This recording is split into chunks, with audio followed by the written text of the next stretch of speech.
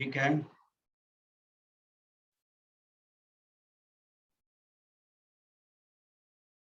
तो चलिए अब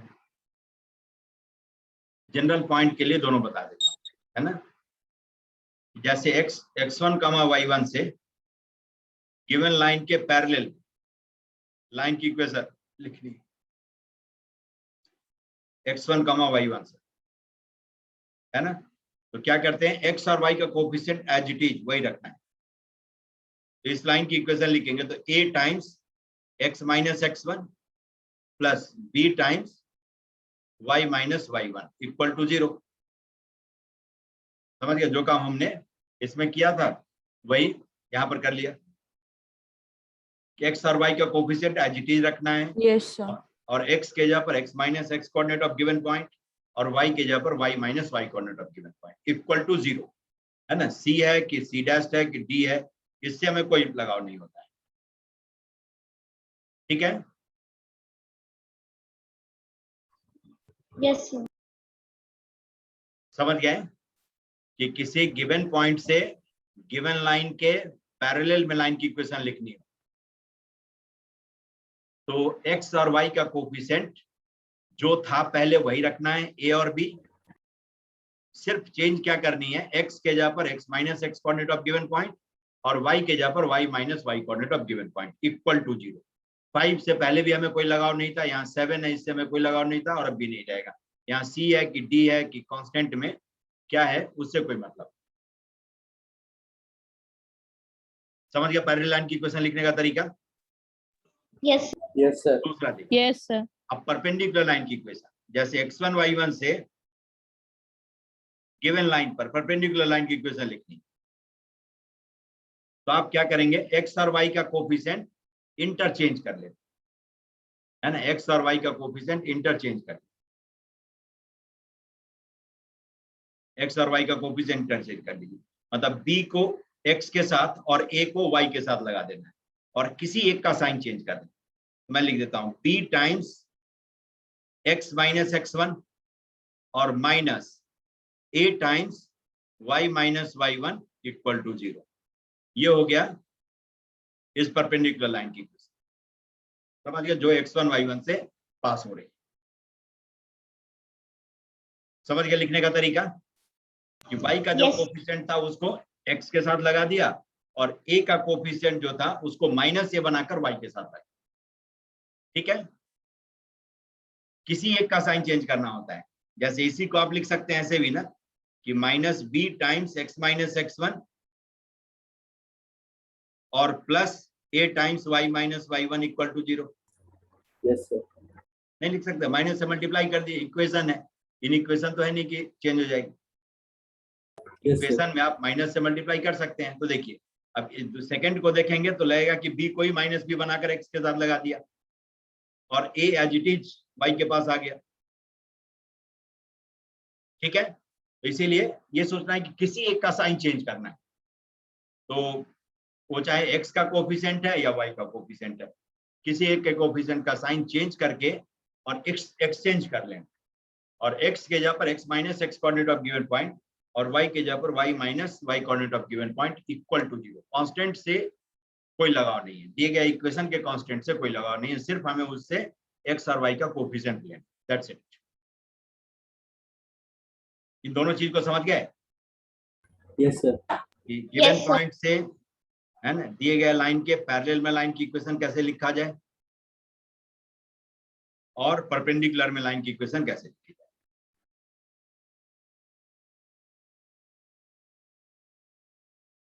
ठीक है, ये दो हैं जिसका हमने न्यूमेरिकल डेटा में यूज भी किया था, ऐसे आप यूज कर सकते हैं। पैरेलल है तो x और y का कोफिशिएंट सेम रखना है, परपेंडिकुलर है तो एक्सचेंज करके एक का साइन बदल, और दोनों ही में x के जगह पर x minus x coordinate of given point, y के जगह पर y minus y coordinate of given point through which parallel और perpendicular line is to be drawn. ठीक है, यस सर। Yes sir. तो ये तो हो गया, भर गया।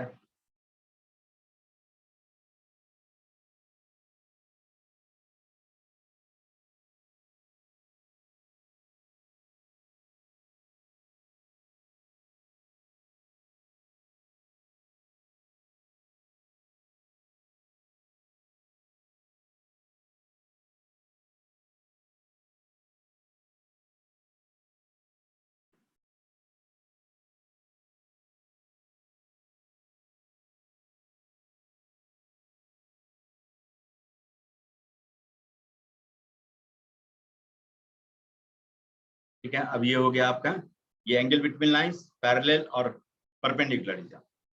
अब चला देखिए, अब एक और काम कर लेते हैं, परपेंडिकुलर डिस्टेंस है ना, perpendicular distance of point from the line.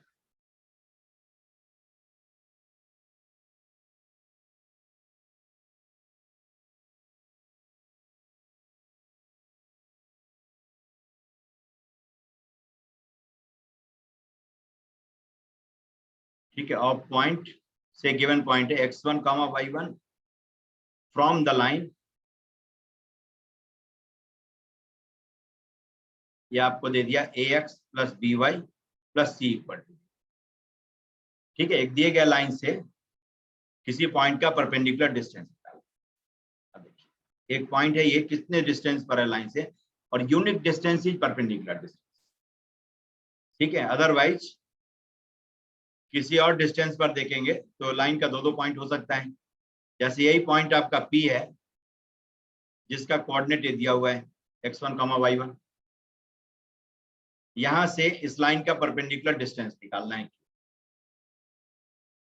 ठीक, अब चलिए देखिए, Q का कोऑर्डिनेट मैं एज्यूम कर लेता हूं x2, y2। ठीक है, लाइन ये आपकी यही है ax plus by plus c equal to. ठीक है, तो PQ लाइन की इक्वेशन आप लिख सकते हैं, इक्वेशन ऑफ PQ लाइन अभी तो सीखा था। यस सर, लिख सकते हैं। नहीं, अभी तो सीखा है। Perpendicular Yes, sir. लाइन है, कोफिशिएंट एक्सचेंज करके एक का साइन बदल लेता हूं, हाथ के हाथ यूज भी हो जाएगा। b times x minus x1 minus a times y minus y1 equal to 0। b Yes, से sir. पास होने वाली वो लाइन जो इस दिए गए लाइन पर परपेंडिकुलर है, यही तो PQ लाइन है। नहीं, Yes. अब इन दोनों को सॉल्व कर लें तो पॉइंट ऑफ इंटरसेक्शन भी आ जाएगा, bx1 और Yes, माइनस ऑफ ay1, ये लाइन हो गई PQ। अब PQ लाइन का और दिए गए लाइन का point of intersection he Q है, तो फॉर Q अब क्या करते हैं, दोनों को सॉल्व कर लेते हैं। bx minus ay equal to bx1 minus ay1, और दूसरी लाइन है ax plus by equal to plus c equal to 0, है ना, इक्वल टू माइनस c वाली। अब जरा देखिए, इसको b से और इसको a से मल्टीप्लाई करके ऐड कर दूं तो y कैंसिल हो जाएगा। Yes, sir. Yes, sir. Yes sir. तो y को एलिमिनेट करिए, x आ जाएगा। b से पहले इक्वेशन को मल्टीप्लाई करना है और a से दूसरे को और ऐड करना है, तो a square plus b square, x left side रह गया, y तो कैंसिल ही हो जाएगा। b into bx1 minus ay1 minus of ac आ गया। Yes, sir. अब जरा देखिए, अब इसको आप लिख सकते हैं b square x1 minus ab y1 minus ac।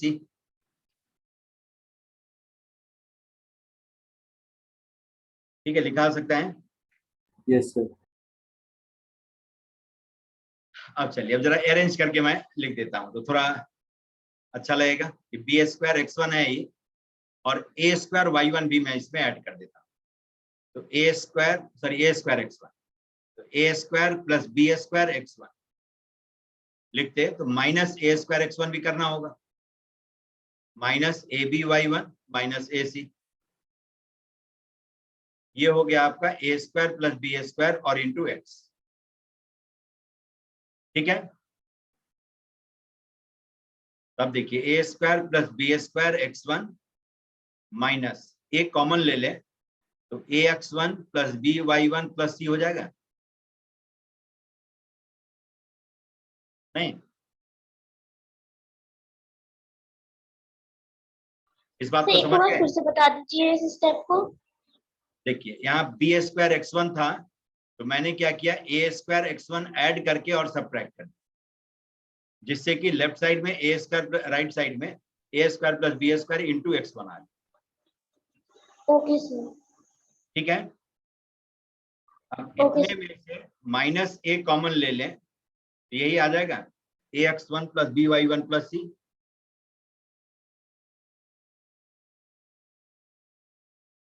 इतने में से यहां तक में से माइनस ए कॉमन ले ली, ठीक है, तो यही आएगा। Yes, sir. Yes, आ sir. गया, सबको दिख गया कि नहीं, Yes, sir. है ना? Yes, sir. अब देखिए A square plus B square से डिवाइड कर दीजिए पूरे इक्वेशन को, तो x equal to x1 minus a times ax1 plus by1 plus c और upon a square plus b square, ये हो जाएगा। Yes, sir. yes, ठीक है, a square plus B square से पूरे इक्वेशन को मैंने डिवाइड किया, तो जिसमें था वो कैंसिल हो गया और नहीं था उसके नीचे है a square plus B square. आ गया, Yes, sir. इस चीज को समझ गए? Yes, sir. ये आपके क्यू Yes, का sir. ही एक्स कोऑर्डिनेट है ना, क्यू का एक्स कोऑर्डिनेट ही है, समझ गए? क्यू का एक्स कोऑर्डिनेट ही है, क्योंकि क्यू के लिए ही दोनों का, क्यू के कोऑर्डिनेट के लिए दोनों इक्वेशन को हमने सॉल्व किया है, पी क्यू लाइन की इक्वेशन और दिए गए लाइन की इक्वेशन को सॉल्व करके ही दोनों का पॉइंट ऑफ इंटरसेक्शन आएगा। तो पॉइंट ऑफ इंटरसेक्शन जो क्यू है, जिसका एक्स कोऑर्डिनेट आपने x2 लिखा है, वो आ गया आपका इस फॉर्मेट। चलिए मैं लिख देता हूं इसको, x coordinate of q is x1 और से प्लस a लैम्डा लिख, plus a lambda, where lambda is minus of ax1 plus by1 plus c और upon a square plus b square. हो गया, समझ गए? शॉर्ट में मैंने लिख दिया x equal to x1 plus a lambda, और लैम्डा आपका है ax1 plus minus of ax1 plus by1 plus c upon a square plus b square. ठीक है, yes, अब देखिए, Yes, अब यही sir. आपको बाय द वे y की वैल्यू निकालना होता, तो आप क्या करते, a और b फिर वही एक्सचेंज करके मल्टीप्लाई करते और सब्ट्रैक्ट कर देते। ऐड हमने किया था तो x आ गया, सब्ट्रैक्ट कर देंगे तो y आ जाएगा, या नहीं तो x की वैल्यू आ गई है, x की वैल्यू डाल दीजिए किसी इक्वेशन में तो y की वैल्यू आ जाएगी। दो तरीका है, तो देखिए फ्रेश मैं निकाल, Yes, sir. जैसे आप इसमें a से और इसमें b से मल्टीप्लाई करके, है ना, सेकेंड और फर्स्ट, सेकेंड -1 कर दिए, second times of b minus first times of a कर दिए, तो आपका आ जाएगा B square plus a square और इंटू वाई इक्वल टू आ जाएगा आपका minus of B C minus of B A और टाइम्स बी x1, पहले ए लिख लीजिए, B x1 minus of A Y one. आ गया, Yes, sir. समझ गए? इस सेकेंड इक्वेशन में b से मल्टीप्लाई करना है और फर्स्ट में a से, और सेकेंड में से फर्स्ट को सब्ट्रैक्ट करना, तो ये हो गया आपका a square plus B square Y equal to, जरा देखिए इधर, माइनस ऑफ बी सी और माइनस ए बी x1 और minus plus a square y1, आप a स्क्वायर y1 ये आपको दिख रहा है इधर में, a स्क्वायर y1, उसको फर्स्ट मैं लिख देता हूं पहले, minus of A B x1 और माइनस ऑफ बी सी। अब पहले की तरह ही जैसे हमने यहाँ पर a स्क्वायर x1 ऐड किया था, ठीक है, तो ऐसे ही इसमें बी स्क्वायर y1 ऐड कर, जिससे कि a square plus B square फिर कॉमन आ जाए। मोटिव वही है, a square plus B square y1 minus of B square y1 minus A B x1 minus B C. अब इन सब में से देखेंगे तो माइनस बी कॉमन आएगा, तो अब y की वैल्यू लिखेंगे आप, तो y1 माइनस बिल्कुल एग्जैक्टली इसी तरह से आएगा, b times ax1 plus by1 plus c और upon a square plus B square, बस इतना ही आएगा। इसको आप लिख सकते हैं y1 plus b lambda, lambda is same, lambda is same, ठीक है। इतने में से माइनस बी कॉमन ले लेंगे तो by1 plus ax1 plus c आ जाएगा, माइनस बी कॉमन लेने के बाद उसको अरेंज करके मैंने लिख दिया ax1 पहले, फिर by1 और प्लस c। जिससे कि लैम्डा अपना यही यूज हो जाएगा।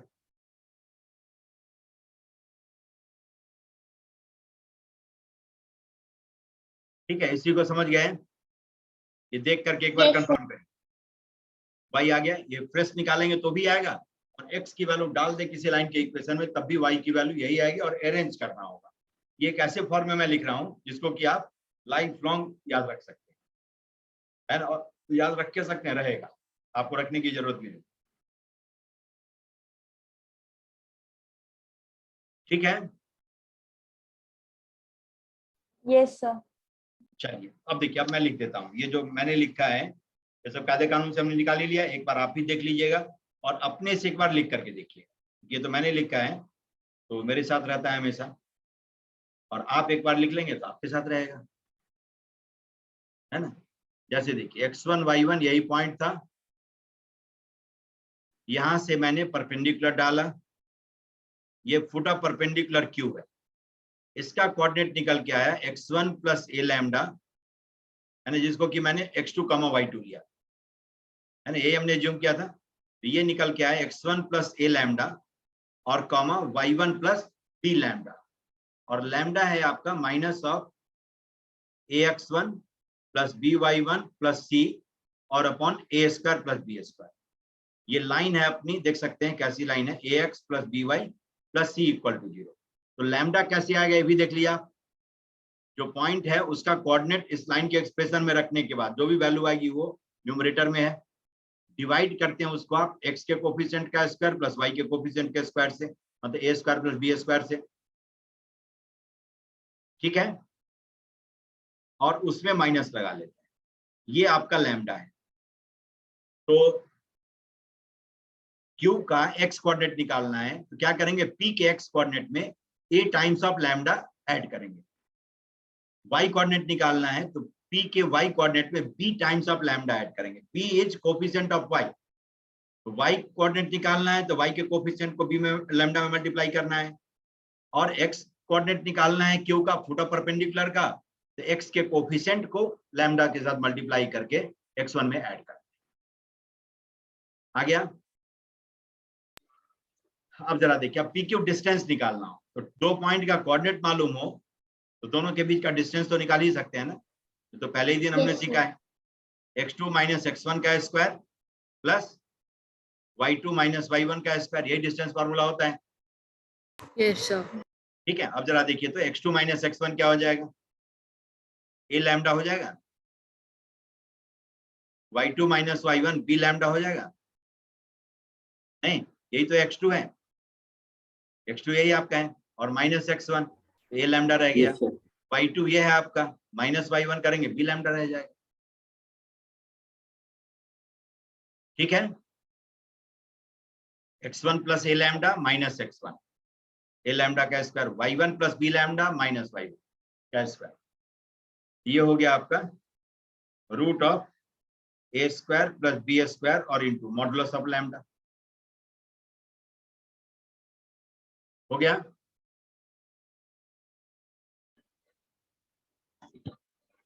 इस चीज Yes, को sir. समझ पाया कि नहीं? P और Q के बीच का डिस्टेंस निकालना होगा तो डिस्टेंस फॉर्मूले का ही यूज करेंगे। Q का x कोऑर्डिनेट था x2, y कोऑर्डिनेट y2, जिसको कि हमने निकाल लिया अभी, x2 is x1 plus a lambda and y2 is y1 plus b lambda. Yes, sir. ठीक है, तो PQ आ गया ये। अब जरा देखिए, लैम्डा आपका यही है, लैम्डा आपका ये है, इसका मतलब PQ इक्वल टू लिख सकते हैं mod of ax1 plus by1 plus c और upon root of a square plus b square. क्योंकि लैम्डा के नीचे में a square plus b square है और इसको root a square plus b square से मल्टीप्लाई करेंगे तो नीचे रूट आ जाएगा। इसको कहते हैं Yes, sir. Distance formula. समझ गए कि PQ ही P से दिए गए लाइन का परपेंडिकुलर डिस्टेंस। तो फुट ऑफ परपेंडिकुलर आ गया रास्ते में, परपेंडिकुलर डिस्टेंस आ गया। नहीं, अब इसी को यूज करके आप मिरर इमेज भी निकाल सकते हैं। से P डैश इसका मिरर इमेज है, इसको मैं x3, y3 ले लूं, ये है mirror image of P in the line. ठीक है, तो मिरर इमेज है तो सेक्शन फॉर्मूले का यूज करेंगे। क्यू पीपी डैश का मिड पॉइंट होगा, Q is mid point of PP dash. ठीक है, तो x1 plus Yes, sir. x1 plus x3 by 2 will be x2 होगा section formula. Q mid point है तो x1 plus x3 by 2 will be x2।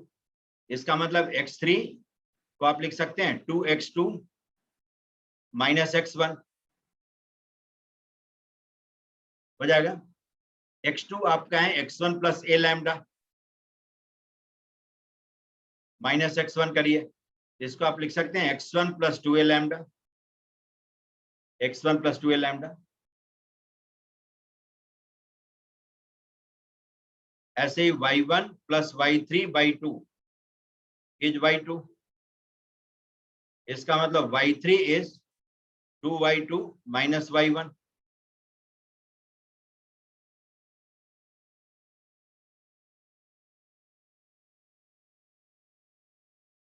ठीक है,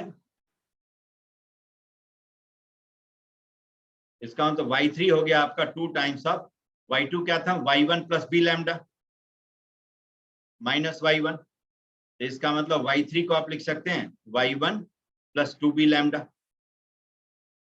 तो देखिए कितना अच्छा आया, कितना सिमेट्रिकल आया। p डैश का कोऑर्डिनेट आ गया x1 plus 2a lambda और y1 plus 2b lambda। ठीक है, और लैम्डा जो एक्सप्रेशन है ये कुछ इसी तरह का है, नहीं मॉड नहीं है ऊपर में और नीचे रूट नहीं है और उसके बदले में माइनस लगा हुआ है, ऐसा ही एक्सप्रेशन लैम्डा है। लैम्डा आपका इसी से मिलता जुलता एक्सप्रेशन है, परपेंडिकुलर डिस्टेंस के एक्सप्रेशन से मिलता जुलता है। देख रहे हैं दोनों, इसीलिए मैंने कहा कि ये लाइफ लॉन्ग आपके साथ रहेगा, कभी भूलने का सवाल ही नहीं पैदा होता है, क्योंकि परपेंडिकुलर डिस्टेंस तो लाखों बार निकालेंगे अभी से लेकर अंत तक, और ऐसा ही एक्सप्रेशन लैम्डा है।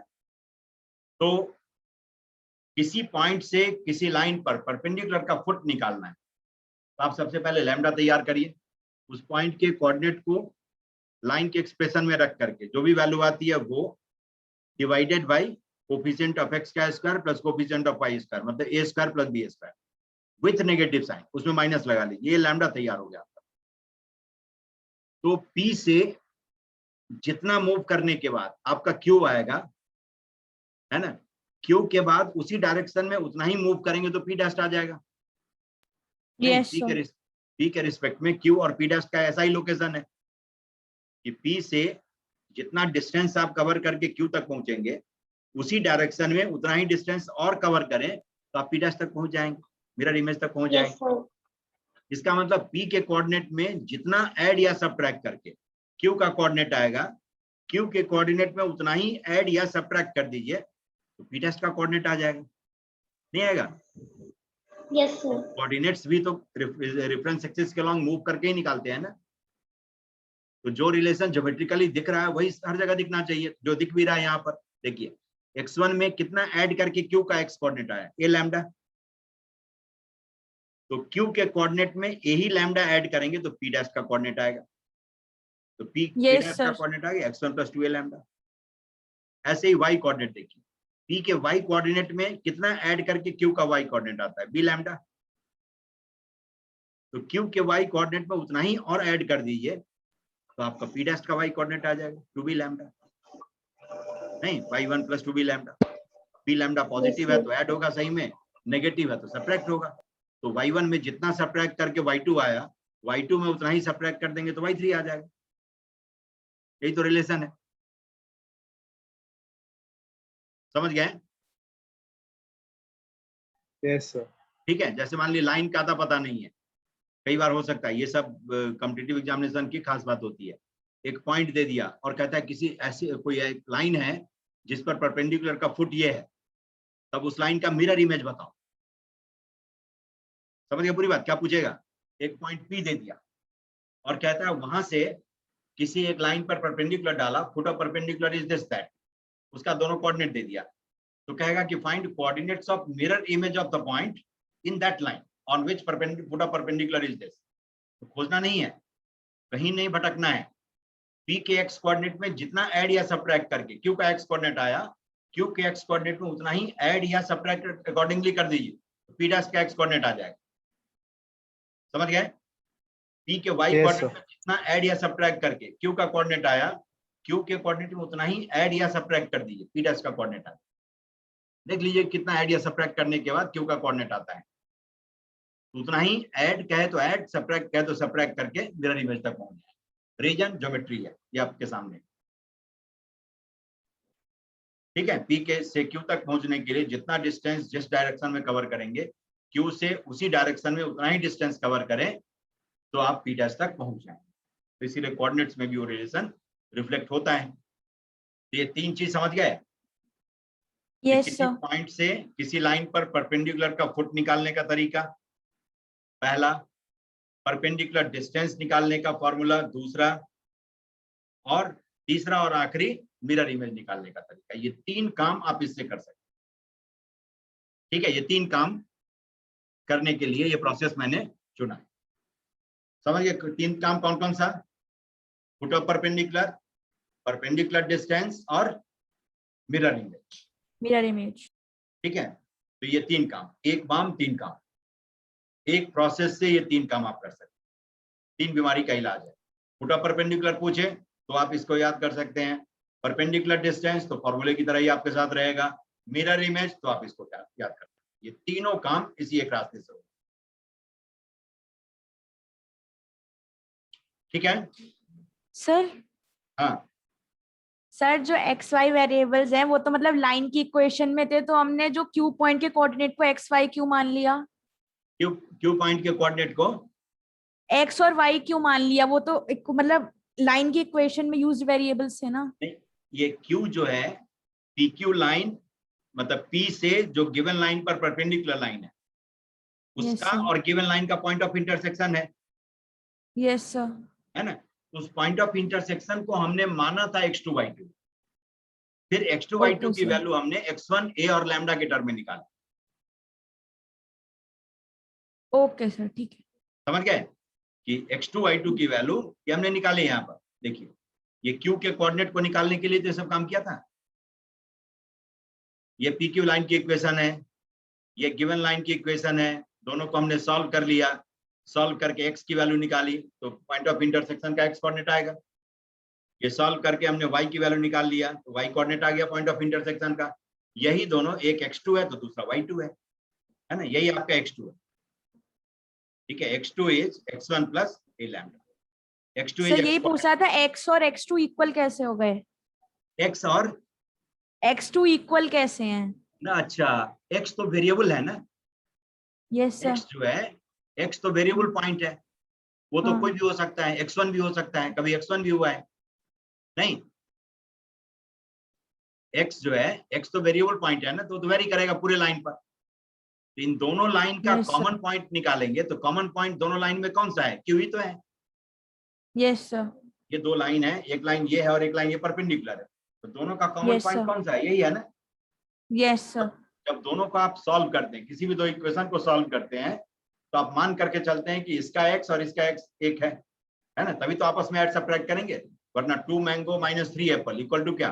नहीं लिख पाएंगे। तो मैंगो को Okay, मैंगो sir, से ठीक है। ऐड सब्ट्रैक्ट करेंगे। तो x, एक इक्वेशन के x और दूसरी इक्वेशन को x, दूसरी इक्वेशन के x को आपस में सॉल्व करते समय जैसे ही आप सॉल्व करते हैं तो आप मान लेते हैं कि दोनों का x एक ही है।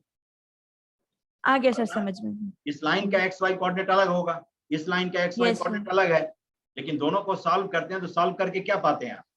कॉमन पॉइंट का, पॉइंट ऑफ इंटरसेक्शन का X coordinate Y coordinate. Yes sir, आ गया सर समझ में। समझ गए? Yes sir. ठीक है, तो ये सॉल्व करके आया था, इसीलिए कॉमन पॉइंट का ही कोऑर्डिनेट आएगा, और कॉमन पॉइंट के ही कोऑर्डिनेट को हमने x2 और y2 नाम दिया था, इसीलिए this x is x2 which comes after solving the two equations. This y is in fact y2, है ना, which comes after solving the two equations. और दो इक्वेशन को सॉल्व करके कॉमन पॉइंट का ही कोऑर्डिनेट आता है। ठीक, अब समझ गए? यस सर समझ गए। ये हो गए, मतलब ये एक तीर से तीन निशाना, दो निशाना नहीं, तीन, तीन टारगेट हो गया। चलिए आ जाते हैं, कहता है आपको जैसे आपसे पूछ दिया कि find mirror image of point 1,2, mirror image of point 1,2 in the line mirror,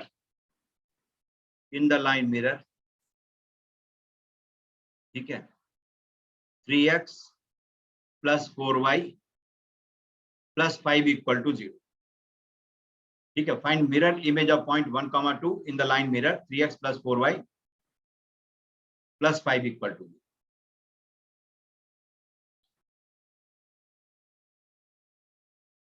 समझ गए कि find mirror image of point 1,2 in the line mirror. तो देखिए एक फिगर ड्रॉ कर लीजिएगा जिससे कि आपको स्ट्रेटजी पता चल जाए कि क्या करना है, में नहीं करना है। ये 1,2 है, यहां से एक परपेंडिकुलर लाइन मैंने ड्रॉ किया, ये फुट ऑफ परपेंडिकुलर क्यों आ जाएगा, ये आपका P डैश है जो मिरर इमेज। समझ गए भाई, जो फॉर्मूला आपको नहीं मालूम तो भी कहीं भटकने की जरूरत नहीं।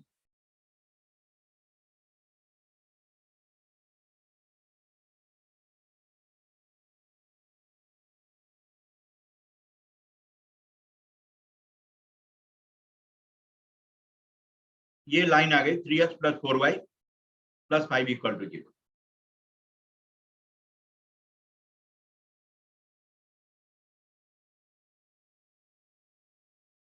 ठीक है, अब जरा देखिए क्यू आ जाए तो P डैश तक अपने आप पहुंच जाएंगे सेक्शन फॉर्मूला से। अब PQ लाइन की इक्वेशन मैं लिख देता हूँ, इक्वेशन ऑफ PQ, उसका भी यूज हो जाएगा। बहुत तरीका है, थोड़े और मैच्योर हो जाएंगे तो 1000 तरीका आप सजेस्ट करेंगे। अभी मैं उस रास्ते को अपना रहा हूं जिससे कई काम एक साथ होते जाए।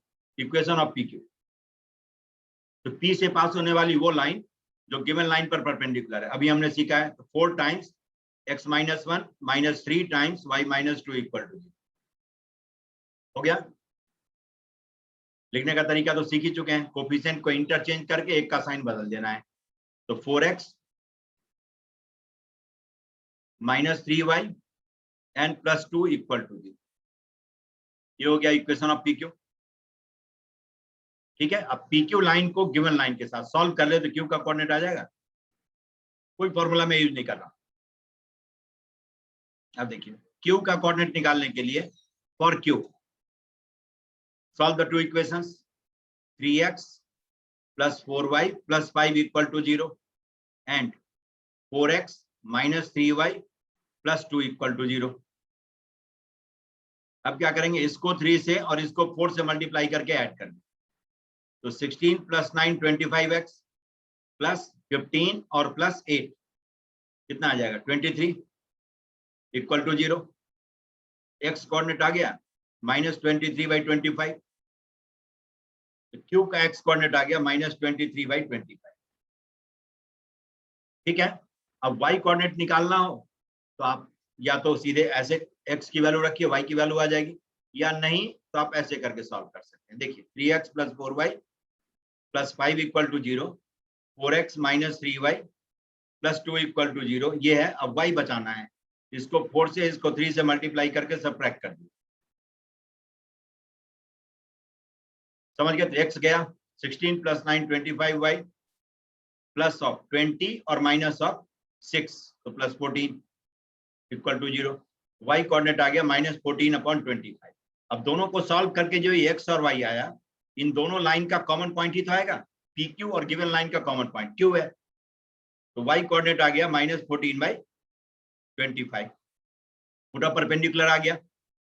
अब इसका कोऑर्डिनेट मैं x1, y1 ले लेता हूं। तो अब देखिए सेक्शन फॉर्मूले का यूज करके x1, y1 आ जाएगा, P डैश का कोऑर्डिनेट जो कि मिरर इमेज है।